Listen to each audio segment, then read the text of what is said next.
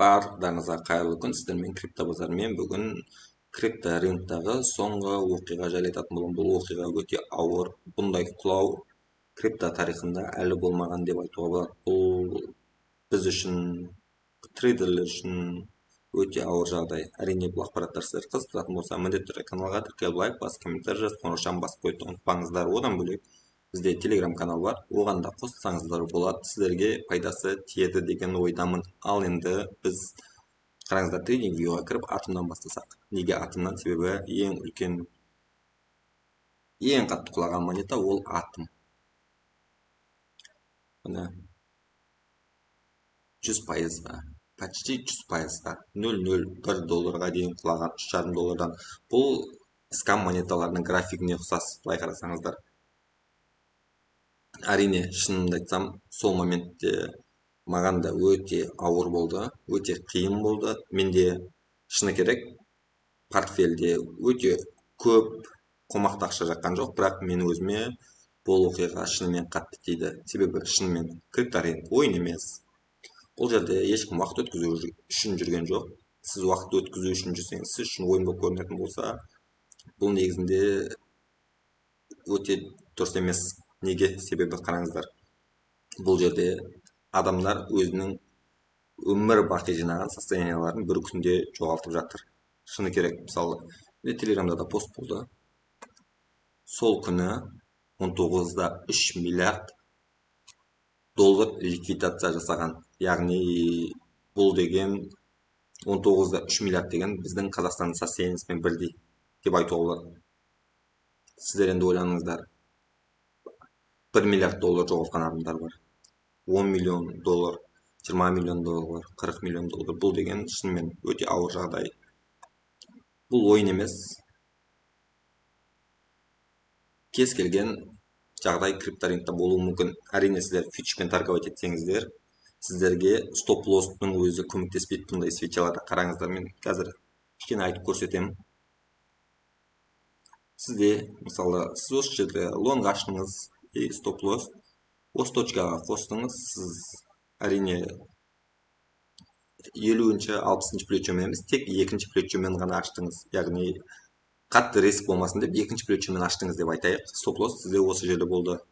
Бірақ бұл ұзын бір свечамен құлағаннан кейін сіздің стоп-лоссыңыз шығып үлгермейді. Яғни сіз хоть 2 мен 50-ші, 40-ші плечомен аштыңыз, сізді барлық депозитіңізден айырады. Яғни сіздің, мысалы, 500 долларыңыз бар депозитте. Сол 500 долларыңыз просто бір свечамен 20 минутта 0 бола салады. Әрине, шынымен ол моментте бізге айналадағының барлық скам болып көрінді. Как будто бір медвежка типа финалына келген сияқты болды. Себебі мен өзім CoinMarketCap'тан портфелімді ашып қарағанда, менде 500 доллар тұрған кезде реально менде түсініксіз жағдай болды.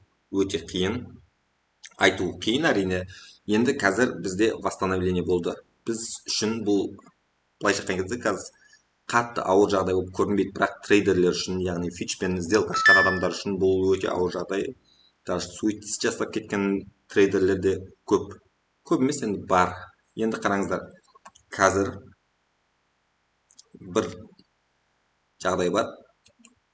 Биржаларда единый торговля деген бар. Яғни сіздің аккаунтыңызды единый торговля қоя аласыз. Яғни ол кезде сіздің бір позицияңыз барлық позицияңызға әсер етеді. Яғни сізде, мысалы, қараңыздар, сізде спотта монеталар 2000 долларға бар. Яғни әр түрлі монеталар сіз 2000 долларға спотта жинадыңыз. И фьючерспен бір сделка аштыңыз. Сіз осындай жағдайға түсетін болсаңыз, сіздің споттағы депозитіңізда 0 болады. Себебі ол жерде единый торговляда тұр сіздің аккаунтыңыз. Сондай нәрселерден алыс болу керек. Яғни сіздер фьючерспен торговать ететін болсаңыздар, міндетті түрде сол позицияны изолированный деп қою керек. Яғни изоляцияға қою керек сол позицияны. Сол кезде сіздің сол позицияңыз тек өзімен өзі болады. Яғни ешқандай аккаунттарға, яғни ешқандай сіздің басқа сделкаларыңызға әсері тимейді, кесірі де тимейді. Яғни сіздің фьючердағы сделкаңыз спотқа өтіп кетпейді. Негізінде, шынымды айтсам, фьючерспен торговать еткен дұрыс емес. И так рынок өте рискованный споттың өзімен. Ал сіздер еще фьючерспен торговать етсеңіздер, бұл вообще айтуға келмейді. мен өзім енді білмеймін, бірақ трейдингпен типа дофига зарабатывать етіп жатырық дегендерге мен шыны керек қатты сенбеймін. Себебі бұндай жағдайлар өте көп. Адамдар, қараңыздар, айналаның барлығында бычка жайлы әңгіме болады, барлығы өсім күтеді рыноктан. Бізде крипто рынокта лонг позиция өте көп ашылады шортқа қарағанда. Ал сол себепті де менің ойымша осындай свечаларға ұқсас свечаларда өте көп болады. Сол себепті бұл жерде крипто рынок былайша айтқан кезде манипуляцияға өте қатты беріледі. Яғни үлкен адамдар крипто рынокпен оңай манипуляция жасай алады. Сол себепті бұл жерде біздің тех анализіміз, смарт маниіміз ештеңе көмектеспейді. Кез келген уақытта біз өзіміздің депозитімізден айырылуымыз мүмкін. Мысалы, қараңыздар, қазір мен сіздерге жаңағыны көрсетемін. Мысалы, мен астерге кіремін. Қазір астерда кішкене торговать етіп жатырмын, бірақ әрине сол күні менде сделка болмаған. Яғни менде сделка ашық болмаған. Қазір мен биржаларда шыны керек фьючерспен торговать етпеймін. Биржаларда менде тек споттағы ақшалар ғана. Даже споттың өзінде көп емес, менде спотта басым кошелектерде. Енді қараңыздар. Біз мысалы ашқымыз келеді сделка. Мен мысалы қазір ашып көрсем. Мен астер монетасын мысалы лонг ашқым келеді. Бүйтіп қоямыз. Қанша ақша салғымыз келеді. И міне көргендеріңіздей изолейт деген түр, и кросс маржа деген түр. Біз изоляция қоюымыз керек. Ол барлық биржаларда бар. Яғни біз барлығы кезде фьючерспен сделка ашсақ, оны міндетті түрде изолировать еткен дұрыс. Әрине сіз торговать еткіңіз келіп бара жатса. Себебі бізде жаңа айтқандай авбалдар өте көп болады, құлаулар өте көп болады. Бізді кез келген уақытта барлық депозитімізден айыруы мүмкін. Бұл шынымен де тағы айтамын, бұл ойын емес, бұл өте риск өте үлкен. Кез келген уақытта сіз просто ақшаңызды барлық жиған тергеніңізден айырылып қалуыңыз да мүмкін. Сол себепті фьючерспен торговать ету былай тұрсын, споттың өзі біз үшін өте қиын. Енді қараңыздар, одан бөлек бізде бұл ғана емес, осы жылды бізде тағы да құлаған кездер болды. Мысалы, қазір мен логоны алып тастай салайын.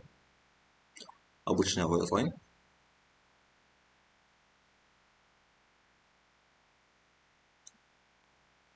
Міне 2025-те бізде осы жерде де әрине $10 дейін атын көтерілді. Одан кейін қайтадан 62%-ға құлаған. 62% деген бұл шыны керек өте көп. 62%-ға қанша уақытта құлады қараңыздар. Диапазонда атымен көрсек болады. 13 күнде. Ат жоқ, 91 күн даже. 91 күнде. Былай шыққан кезде барлығы қызыл свеча 91 күн бойы тіпті былай да алуға болады. 56 күнде. 56 күнде просто 60%-ға құлаған. Одан бөлек біздің монеталарымыздың барлығында дәл сондай оқиғалар. Бізде мысалы қанша жерден теханализ жақсы жаса, бәрібір осындай ситуацияларға біз тәуелдіміз крипто рынокта. Яғни кез келген уақытта біреудің интересі үшін осындай үлкен свечалар минусқа кетуі мүмкін. Сол себепті жаңа айтқандай тек қана спот. Оның өзі споттың өзі өте рискованный. Енді жарайды, бұлардың барлығын ұмытайық. Енді ары қарай бізден не күтуі мүмкін. Менің өзім ойымша шыны керек, әр күн сайын как будто медвежка басталған сияқты оқиға ощущение болып жатыр. Дәл қазір менде мысалы қазір портфель ашамын.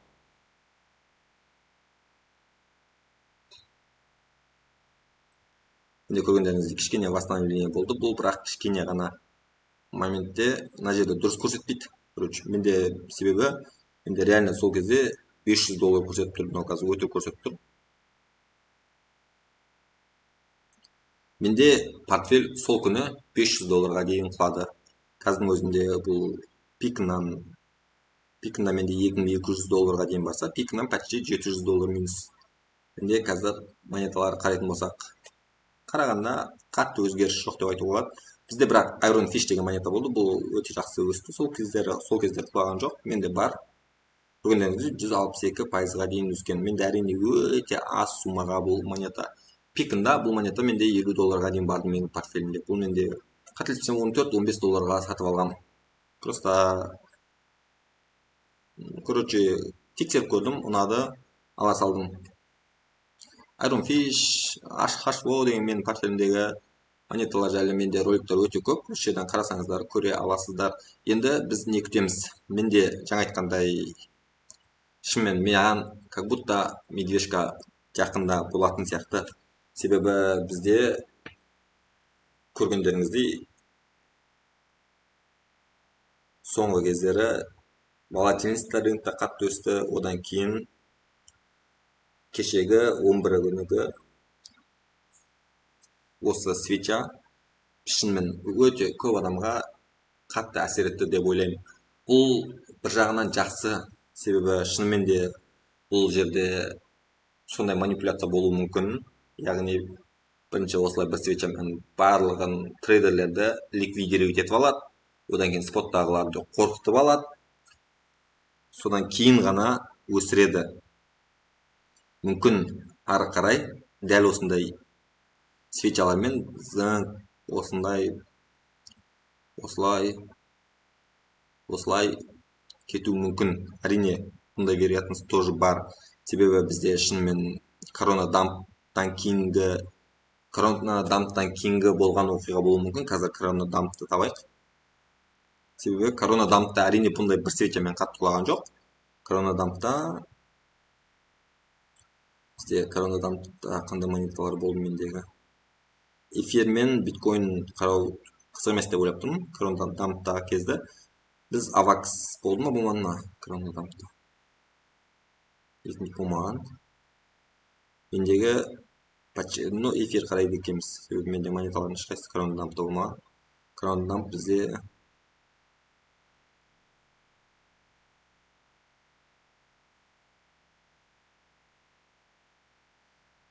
менде дұрыс көрсетпейді.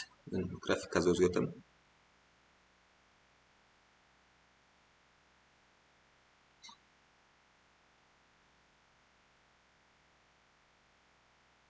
Міне корона дамп көргендеріңіздей бізде эфирдің өзі 68-67%-ға құлаған. Бірақ бір свечамен емес, әрине бұл жерде 4 свеча бар. Уақыт жағынан қарасақ та біздегі 11 күнге құлау бұл 20 минутта болған болса, бұл жерде менің ойымша 21 күн көргендеріңіздей 21 күн бойы құлаған. Одан кейін қарасақ өте үлкен өсім көрсеткен. Әрине бізде корона дамптағы қазіргі жағдай корона дамптағы шынымен де ұқсамайды. Көргендеріңіздей одан кейін 5193%-ға дейін эфир өскен. Барлығы монеталарда сондай. Кейбір монеталар корона дампта 80-90%-ға дейін құлаған монеталарда болған. Енді қазіргі жағдай шыны керек корона дампқа қатты ұқсамайды. Бірақ көп блогерлер болсын, аналитиктер болсын, сол жағдайға ұқсастырып жатыр. Менің ойымша шынымен корона дамптағы жағдайға ұқсамайды. Бұл жерде шынымен де кішкене өзгеріс бар. Және де бізде Қытайға пошлинасы деп санайды аввалдың кесірі, бірақ ол емес деп ойлаймын мен. Себебі аввал алдында да пошлиналар болған, бірақ бұндай үлкен аввал болған жоқ. Бұндай құлау болған жоқ былайша айтқан кезде. Сол үшін мен қазір не күтемін? Менде ешқандай аргумент жоқ. Біз төмен кетеміз, жоғары қарай кетеміз деген шыны керек өте қиын жағдай. Әрине мен портфель ұстаймын. Ары қарай тағы да мүмкіндік болып жатса мен сатып аламын. Бірақ көп сумаға деп айта алмаймын, себебі шынымен қазір уже қорқыныш бар. Уже қорқыныш баяғыда емес, менде жарайды $1300-1400 дейін портфелім тағы да құласа, яғни $1300-1450 дейін портфель қайтадан баратын болса, мен тағы да монеталар сатып аламын. Қандай монеталар сатып аламын? Мен қазір астар сатып алуым мүмкін. Астардың өзі риск бар. Астардың өзін ойлану керек. Одан кейін линея деген монетаны сатып аламын. Линея дегенде монета жайлы менде ролик болады жақында. Layer 2, яғни эфирімнің көмекші монетасы. Ол монетада да құлау болды. Міне, линея. новый монета. Кішкене күтемін. Менде ролик болады, сол кезде қарап көреміз. Мүмкін сол кезде мен сатып аламын осы монетаны 200-300 долларға, бірақ одан көп емес.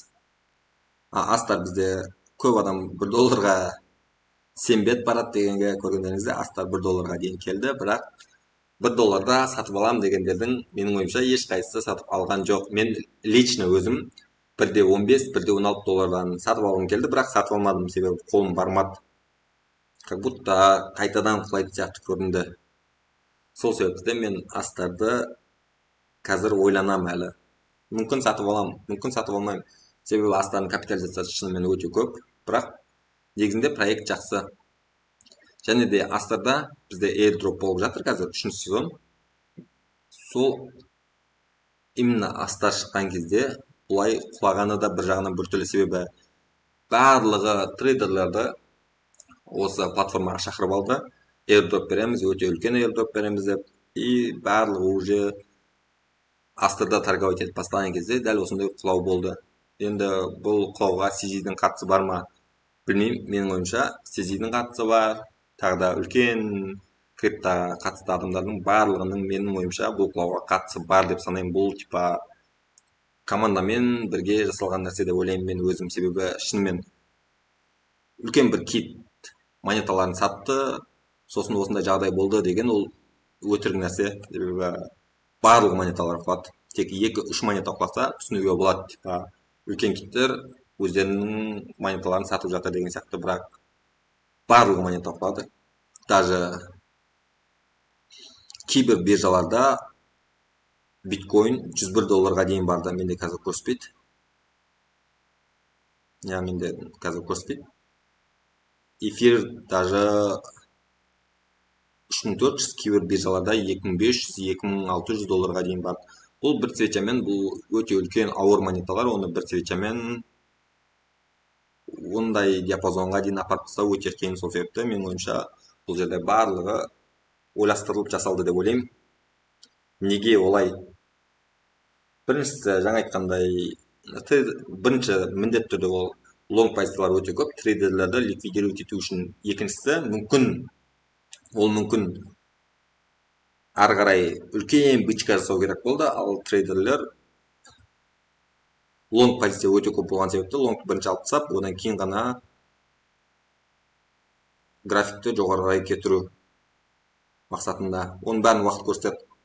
Менің ойымша, әрине альт сезон болатын болса, ол осы жылдың соңына дейін болуы керек деп санаймын, себебі болмаса, қараңыздар, қазір барлығы трейдерлерді қуып жіберді рыноктан, дәл қазір барлығы трейдерлерде болсын, инвесторларда болсын жағдай өте нашар. Қазір шыны керек, олар позиция аша алмайды. Менің ойымша, үлкен суммаға қазір ешкімнің позиция ашуға қолы бармайды. Дәл сол сәтті пайдаланып, рынокты қатты өсіруге болады деп ойлаймын қазір, себебі шынымен қазір өте, мысалы, трейдерлер, ақшасы қалған трейдерлер дәл қазір просто ары қарай не болатынын күтіп отыр деп ойлаймын мен. Себебі бұндай құлаудан кейін ешкім қолы барып лонг позиция аша алмайды деп ойлаймын, себебі шынымен сіз қараңыз. Барлық монетада графигында мысалы 70-80-79%. Хоть сен екінші плечомен кішкене позиция ашқан өзінде тағы да бір осындай құлау болатын болса, ол сені дымсыз қалдырады. Сол үшін қазір ешкім позиция ашпайды. Сол сәтті пайдаланып, менің ойымша альт сезон жасауға болады. Яғни барлық монеталарды келесі диапазонға шығаруға болады. Мысалы, бізде 0.40 ба? Вормхолды 0.40 доллардың үстіне шығарады. Сол кезде ғана былайша айтқан кезде, сол кезде ғана бұл құлаудың бұл не үшін құлады деген сұраққа жауап ала аламыз. Әрине ол барлық трейдерлерді шығарып, монеталардың барлығын келесі диапазонға шығару үшін деген сияқты нәрсе. Себебі қазір құлатты, барлығын құлатты, трейдерлердің бәрін ақшасын тартып алды, былайша айтқан кезде. Бірақ дәл осы жерде тұратын болса, 4-5 айдан кейін уже бұл жағдай ұмытылады көп трейдерлерде. Сосын қайтадан позициялар, қайтадан лонг позициялар жиналады, шорт болсын, лонг болсын.